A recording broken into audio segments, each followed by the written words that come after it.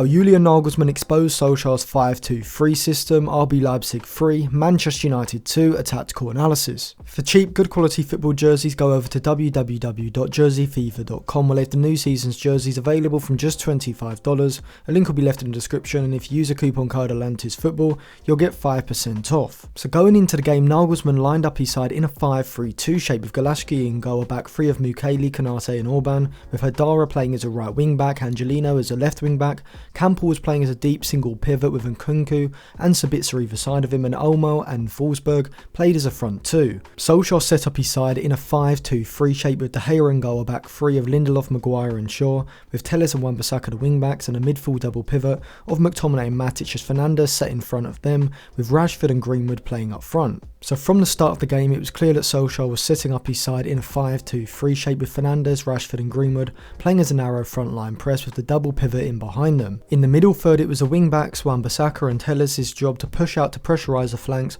when the ball went out to the wide players there, as Fernandes would also drop in with Campbell. Leipzig were using a 3-1-4-2 possession shape with Campbell playing a Regista type role in that deep single pivot position, as Hadara and Angelino, the two wing backs, advanced up the field, keeping the width in the system. Sabitzer and Nkunku were playing as wide central midfielders who would look to stretch the United midfield double pivot by playing wide of them, as Forsberg and Olmo were also both playing as withdrawn forwards, dropping off from the forward line and looking to receive the ball in the half space. United started off the game disastrously as Leipzig took the lead within the first 3 minutes. Sabitzer receives the ball in this wider position that he was constantly dropping into and plays a world-class curling ball to switch the play to Angelino on the left flank. However, the problem tactically for United stems from their midfield setup. If United were playing a 3 in central midfield, then a player could sit on Campbell but go offside, which would mean that when Sabitzer moves out to this area, Matic can move across quickly to close him down. However, as Fernandes is sitting ahead of Campbell, when the ball goes into Sabitzer, Matic cannot race out to confront him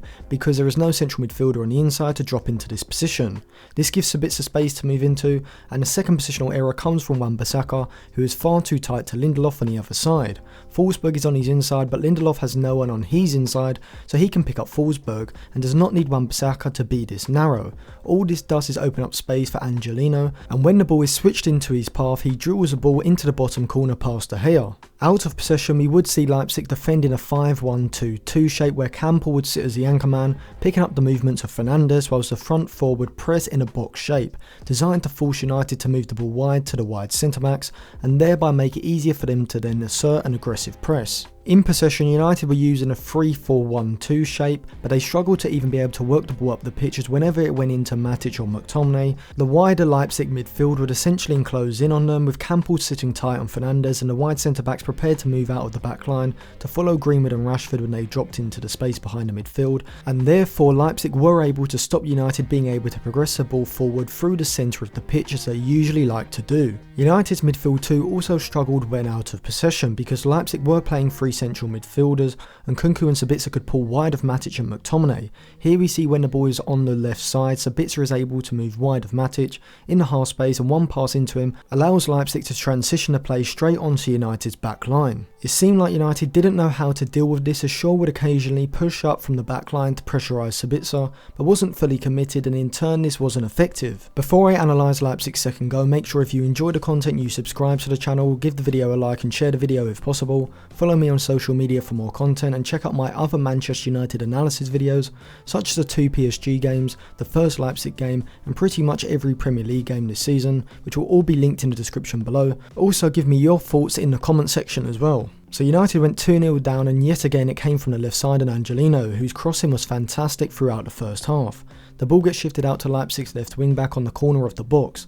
We see here that Leipzig have 3 players in the box, and Hadara is coming around the back post. What should happen here is that Lindelof moves towards the near post to cut off any low crosses across the box, and Harry Maguire should be aware of Forsberg's movement into this area, and in this case this should allow Telles to also be aware of Hadara coming around the back post. However, this doesn't happen. Maguire moves far too close to Lindelof, despite no one other than Olmo being in this space. Because Maguire is far too forward, Telles is forced to track Forsberg's run, which leaves Hadara free to move into the space Telles has vacated and volley the ball past De Gea. For the first 30 minutes, I thought United's press was extremely ineffective. The front three would press as they usually do, but when the ball went out to one of the wide Leipzig centre-backs, it was easy for them to play out as a midfield was not aggressive enough with Sabitzer or Nkunku, and Telles and Wan-Bissaka were not pushing up high enough to allow United to pen Leipzig in, meaning that there was a lot of space between the frontline press and the central midfield. This allowed Leipzig to control possession and control the game. This did change 30 minutes into the game as we did see Telles pushing further up the pitch and Matic and McTominay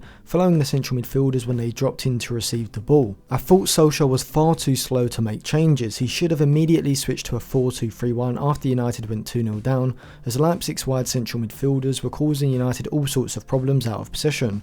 A 4 across midfield would have closed up these spaces and made it harder for Leipzig to work the ball into United's final third. Bringing off Shaw and McTominay for Van der Beek and Pogba should have been a change, as McTominay was terrible throughout the first half and in the game generally, offering nothing in terms of forward passes and being far too passive in the tackle as well. Pogba, despite the media frenzy this week, is still by far United's best central midfielder, and I don't know why Solskjaer waited till midway through the second half to bring him on. At half-time, a tactical change was made, but 30 minutes too late. Van der Beek came on and United moved to a 4-2-3-1, 4-2-2 variation system, which did allow them to retain possession and work the ball into the final third a lot more frequently. This was because now United had 3 players moving between the lines of Leipzig's 5-3-2, making it hard for the central midfielders to continue to cut off the passing lanes in behind, as they were so good at doing in the first half. Solskjaer without doubt got his system wrong in the first half, and I thought his choice of substitutions were atrocious in the second half. He acted too late in bringing on Paul Pogba, and at half time he brought off Telles, putting Shaw at left back only to take off Shaw 15 minutes into the second half and replace him with a natural right back Brandon Williams, who is not even Premier League quality and offers nothing going forward down the left flank, which absolutely baffled me, as surely keeping Telles on for the attacking output was the way to go. Despite United having more of the play in the second half, Leipzig got a third, and once again it came from a positional mistake in United's back line. The ball is on the left flank and we can see that Lindelof moves across with Nkunku's run, which leaves Poulsen free, and Maguire has to act quickly to move across into a deeper position so that he can track Poulsen's run whilst also being aware of Kluivert over his shoulder. Brandon Williams has to recognise this as well and move across to Kluivert to allow Maguire to move across. In the end, the ball gets whipped in, Maguire doesn't move quickly enough to get across Poulsen and seemingly allows the ball to roll across the box, with Williams not moving across Kluivert. The Dutchman then is free to put the ball into the net past De Gea. United did get 2 goals back, but one was a penalty and the other was from a corner, and neither came from Ollie's tactical changes. And in the end they weren't enough and United were slammed out of the Champions League. So overall this game exposed Solskjaer's weakness as a tactician. He has 2 templates for how to set up United. One is a more expansive 4-2-3-1 system and the other is a 5-2-3 system, which allows United to sit deeper and look to counter quickly. However, in terms of positioning of players when United press and the movements of players when in possession, in each system everything is exactly the same from game to game, depending on whether United are having the majority of the ball or allowing the opposition to. A manager like Nagelsmann is able to make slight alterations, maybe instructing Sabitzer to drop alongside Campbell in possession to create a double pivot if needed, or changing the pressing shape to target specific weaknesses in the opposition. Solskjaer doesn't do any of this, and it's been clear this season, with a massive reliance on individual brilliance to win games or to get a penalty and hope Fernandes converts. Many people will say there's an agenda against Ollie, but this is absolute nonsense. His tactical limitations have been made apparent over the last couple of weeks, and despite players like Maguire, McTominay and Matic not being good enough to be consistent starters for United, it is Solskjaer who continuously has faith in them despite their weaknesses, holding United back hugely in games like this when the opposition has the quality to take advantage. So thank you for watching. If you enjoyed that video, remember to give it a like, subscribe to the channel for more content and share the video if possible. Also, if you want to see my full breakdown on problems at United, check out my 2-part series analysing them. Both videos amongst others will be linked in the description below, and go to the comment section to give me your view on whether Solskjaer should be sacked as Manchester United manager and who you'd replace him with.